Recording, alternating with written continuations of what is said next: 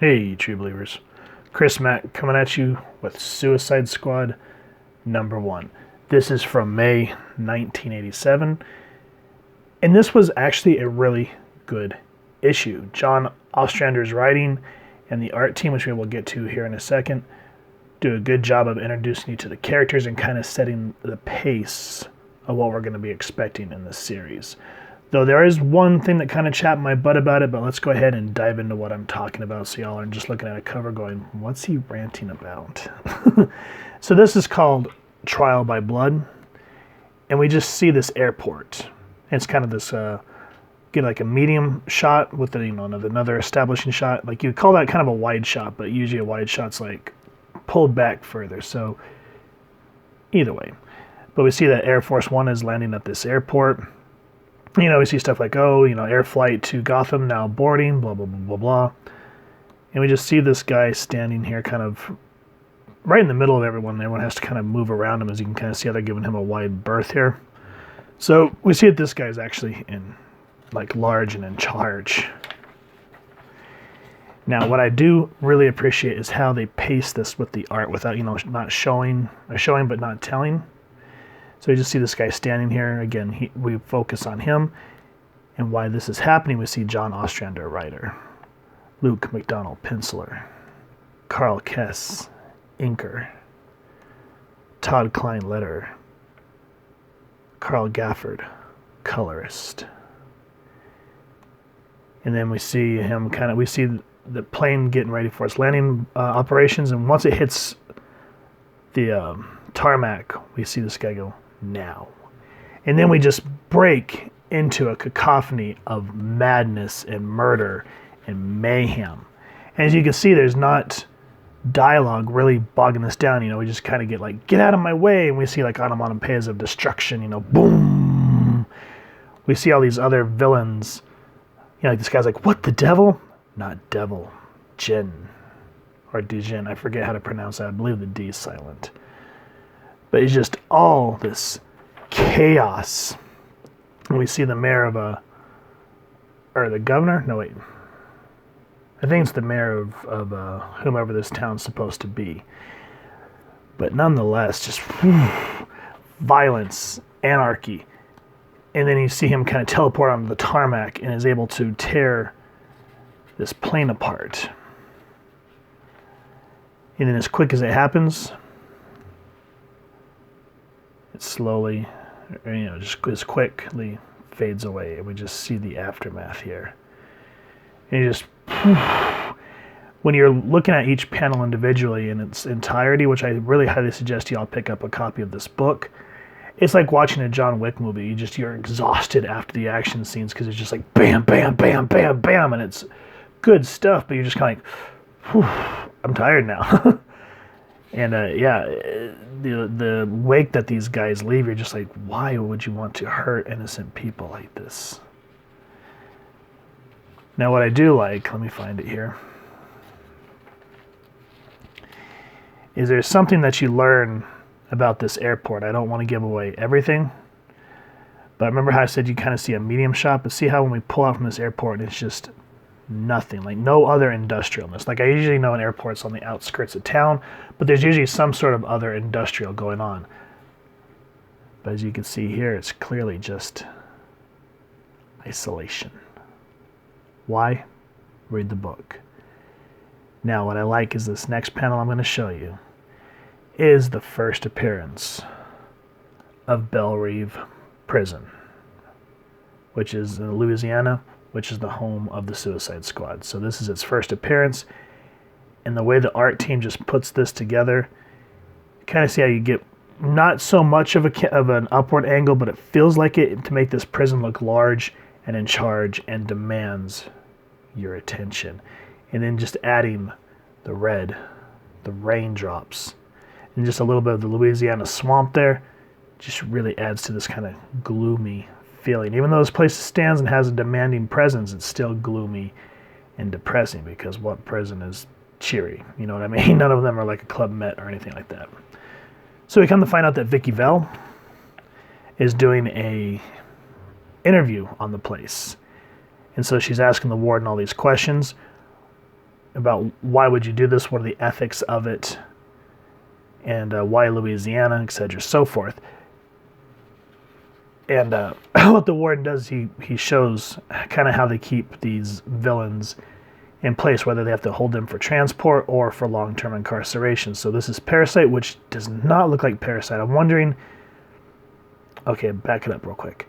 So back in the day when artists would get ready to color or whatnot for the printer, I believe they used to have to write numbers on the body, or whatever they're sketching, so that the printer would know what color ink to splotch. I believe that's how it was done. And that's why a lot of times you'll see older books where like colors might get mistaken. But the reason I'm bringing that up is because I'm used to Parasite being yellow and purple. So I don't know.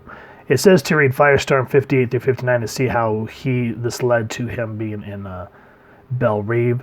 So maybe I'm wrong. Let me know. But I think that's a printing error. But that's okay because it just adds to the nostalgia of the book. And so again, Vicky, the guy's like, enjoyed having you. Looking forward to the article. Hope you say that after you read it, Mr. Economus. I'm going to go with that. But yeah, you come to find out then that this guy, the warden, is not really the warden because there's an all clear, and then that's where Amanda Waller comes into play. And like, okay, let's start with Task Force X. And here's where we see the original team. And so I know everyone's kind of used to seeing like King Shark, Harley Quinn, but like those type of characters did not come around, I believe, until the New 52. Around this time, it was always Floyd Lawton Deadshot, Boomerang, and then the rest of Bronze Tiger, and of course Rick Flag Jr. I was kind of hoping that Katana would have played out, but I think at this time she was in Batman and the Outsiders. But I mean, I'm a sucker for Katana. I love that character. So then Rick's obviously talking about, make sure you know what the deal here is being offered. And of course, Boomerang mouthing off as per usual. And so here I feel like it got a little bogged down by dialogue. See how it kind of gets to be a little, ooh boy. But here's the thing, is even though it's wordy, you're engaged. Because instead of it, let me give another example. So Dawn of X books, right? New Mutants #1. We spend, I think it's 2 pages on people arguing about coffee. Who cares? That has nothing to do with the narrative. As we're here, we're getting psych profiles on Deadshot, Bronze Tiger, June Moon, the Enchantress, of course, what's his name? Boomerang. And I just like the way that, back in the day, how they used to accentuate the villain to make them look kind of otherworldly or kind of ugly a little bit. And of course, since Boomerang is sort of the mouthy one, he has that very yeek look. And another thing that was kind of interesting is, so if you all have never read the Suicide Squad comics but have seen the movie, remember how they put the bomb in their necks or their brains, whatever? In the original series, it was a bracelet. So the threat was, we're going to blow your hand off, which, I don't know. I think the brain implant has more of an impact because death compared to a missing member, you know what I mean? And then, of course, Waller talks about what happened in the place where this airport was. Again, I don't want to give that away. And again, we get some more talking. But what is we're getting introduced to the cast. So this is the cast of all the villains that we just saw in that airport. And Waller kind of starts to build up the suspense. And once the Suicide Squad agrees to their mission statements and whatnot, we get a little bit back and forth with the team, how Duggar keeps hitting on this new character, and then this other one steps in. It's like, how's it feel to be on the receiving end? So we can see that there's not a camaraderie like the Justice League, for example. And I think that's why I always like the Suicide Squad, is because they're forced to have to be working together against their will in order to get the mission done and get time served on their sentences. So it's just kind of like the Dirty Dozen type thing, and I think that's why I enjoy it. Now, don't get me wrong, I always love the superheroes because that's what we care about, because they're the good destroying the evil. But here, it's kind of get the evil being forced to destroy evil. So I guess that's a better analogy way to put it.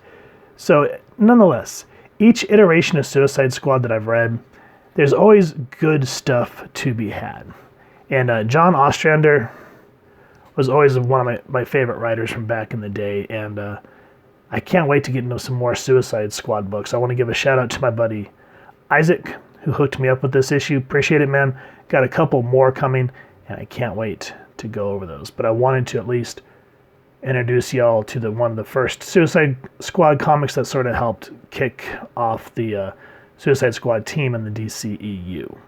So if you've enjoyed this book, please first and foremost support your local comic shop and see if you can pick up a copy. And if you've enjoyed this review, we really would appreciate if you take a moment to hit like and share and subscribe. It helps the club channel more than you could possibly know. And if you won't mind hitting that fancy little Suicide Squad bell next to subscribe, that way as we continue to upload content, you guys will get notified. Come to the channel, and we love to hear your feedback and just talk with y'all down in the comments below or on our social media pages, which I'll make sure to leave the links down in the description below. So with that said, thank you so much for stopping by. Hope you all continue to have an absolutely amazing day reading, and happy hunting, true believers.